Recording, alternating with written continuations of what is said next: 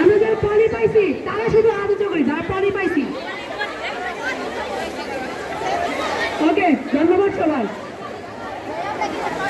যারা আমরা যে শপথটা পাঠ করবো, আমাদের শপথটা অনুযায়ী আমরা কাজ করতে তোমার সামনে যারা আছে আমার ছাত্রছাত্রীদের, যারা আশেপাশে দাঁড়িয়ে কথা বলছ,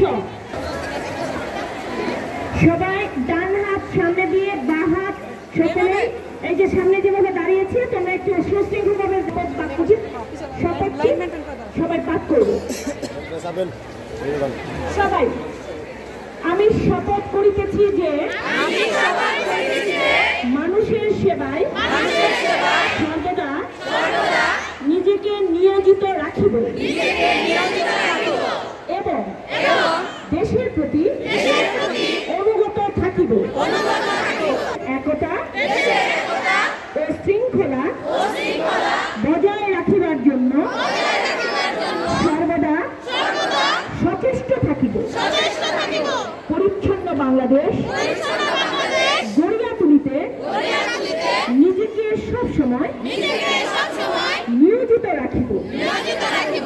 আমাদের আশেপাশে কেউ যেন যত্রতত্র ময়লা আবর্জনা না ফেলে সে বিষয়ে সচেতন করিব।